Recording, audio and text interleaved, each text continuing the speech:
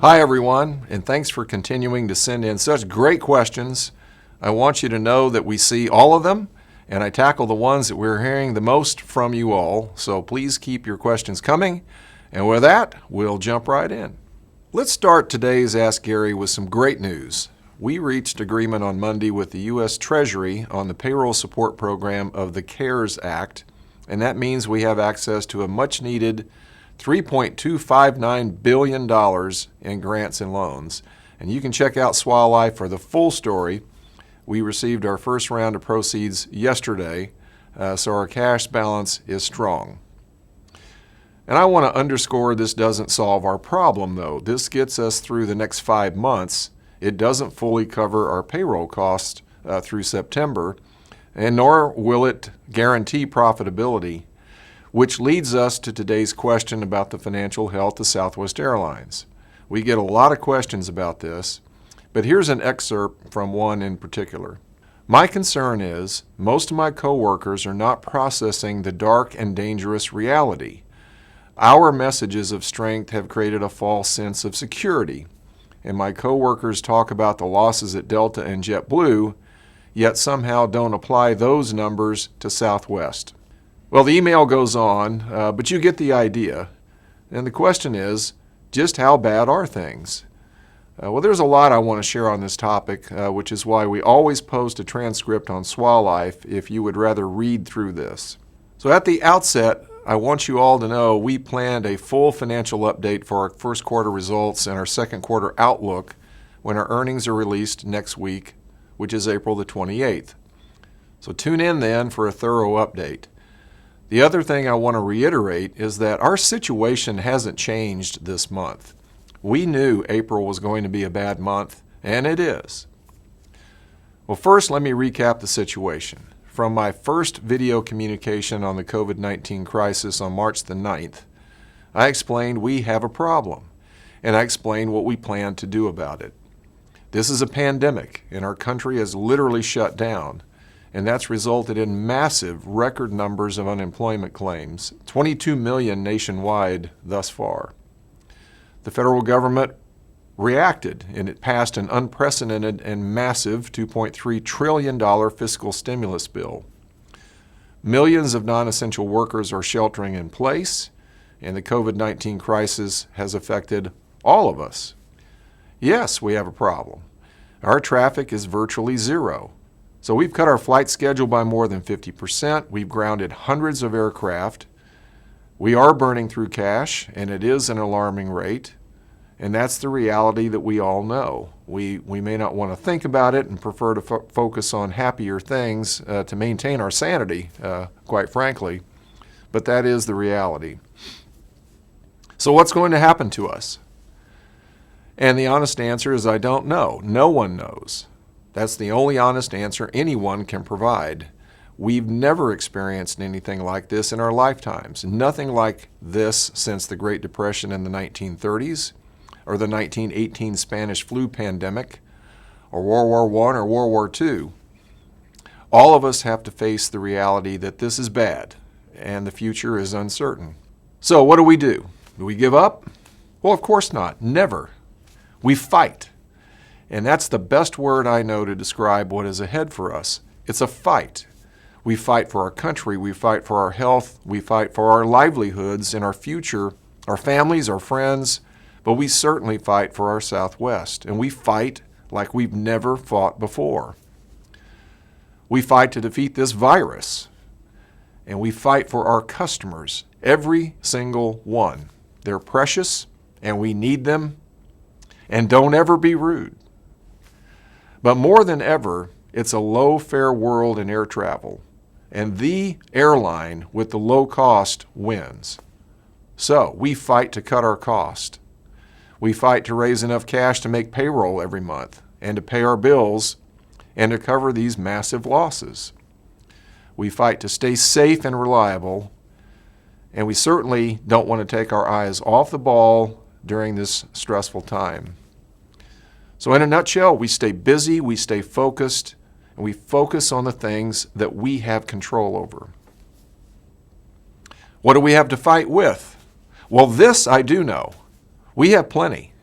And this is where we can seek and find comfort and encouragement. We have cash. We have a strong balance sheet. We have low cost. We have a great low-fare business model. Extraordinary people, award-winning customer service. All those things we have. And this is not a time to feel sorry for ourselves. It is not a time to be consumed with worry. It is a time to be laser-focused for sure. But mainly it's a time for gratitude. It's a time to be grateful, and we should rejoice and be glad for each day and for everything that we have at Southwest Airlines. With respect to cash, we've reduced our spending so it will last longer. And we're borrowing more cash to boost our reserves. We're paying our bills. We're keeping our Southwest family job secure for the next 5+ months. And you know, that may not sound like much, but when you're living day by day, 5 months feels like an eternity. So I'm grateful that we have time to work on the biggest problem that we've ever been confronted with. And I'm grateful that we have hope, and we have rational reasons for hope. Well, obviously, this can't go on forever. We can't raise that much cash. And the biggest questions are, when will people start flying again? How many will fly? What airline will they fly? What will our customers expect from us when they fly? So you can quickly grasp, in addition to fighting the coronavirus, that we're competing with other airlines like never before. We got to have low fares, and we got to have love, and we got to keep and win every single customer. We'll discuss next week the outlook for the second quarter. But if things don't improve dramatically over the May, June, July time periods, we'll have to prepare ourselves for a drastically smaller airline. I am not predicting that. But life can be very humbling, and clearly this is a lesson that we are not in control of this coronavirus or how many people choose to fly. I have great faith that this too shall pass. I just don't know when. So we fight. And as I've said several times, we'll have to be prepared for every possible scenario. We cannot let ourselves be caught flat-footed. And we'll likely have to make sacrifices to survive this. But our goal is to thrive. The imperative here is to survive. Many companies will not survive this, and it may be through no fault of their own. A lot of jobs will be destroyed. Institutions will be lost that took years or decades to build. And companies, especially like ours, are magnificent organizations, and this will cause irreparable harm when they're lost. But Southwest is too precious to lose. And all of us, we are the stewards and the protectors of what's been built over 50 years, and we must guard this treasure that has been entrusted to us with all our might. Southwest is a family. And if that doesn't mean something now, it never will. Families look out for each other. They care for each other. And especially when sacrifice is called for, families stick together. If we do have to resort to downsizing our company and reducing our headcount, we'll start with volunteers. We'll look for early retirement, early out, extended time off, voluntary furloughs.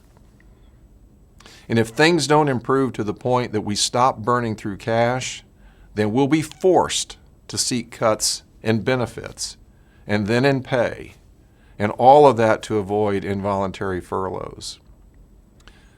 To preserve precious jobs of our coworkers, our friends, our family, I would prefer we all take a small and hopefully temporary pay cut, which in any event would have to be negotiated for union employees. But to be clear, we have not asked your union representatives for concessions. We have never had a pay cut or involuntary furlough in our history, and that is my greatest source of pride. It's premature to ask for concessions, and we're not at that point. My goal is to never get to that point. Some companies have already conceded that they will have to downsize, or worse, file for bankruptcy. But as I've told you all many times, I can't ever promise or guarantee that those things won't befall us. What I can promise is that we will do everything that is humanly possible to avoid those bad outcomes.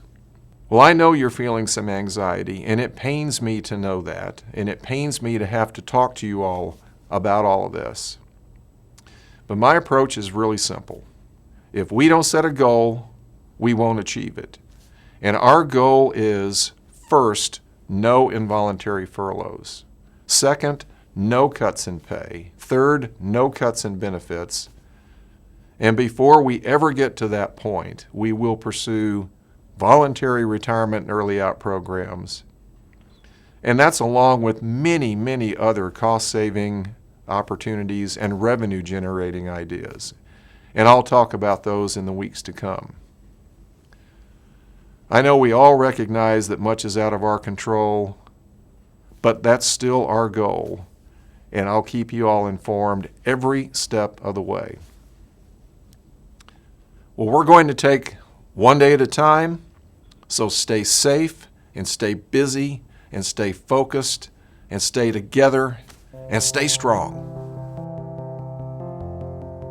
There was a news story last week that we had asked our unions for concessions. Is that true? No, that is false.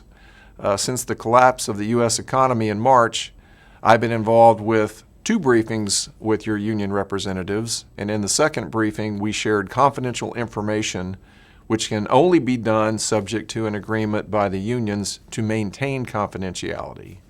By talking to the media, TW and AMFA breached that confidentiality. But that aside, what's important for you to know is that no decisions or requests have been made regarding concessions. That would be very premature. And that would also be a last resort, meaning we would have exhausted all other efforts to help Southwest survive. If we were to ask for significant concessions, I would be the first to sacrifice and would work for 0 salary.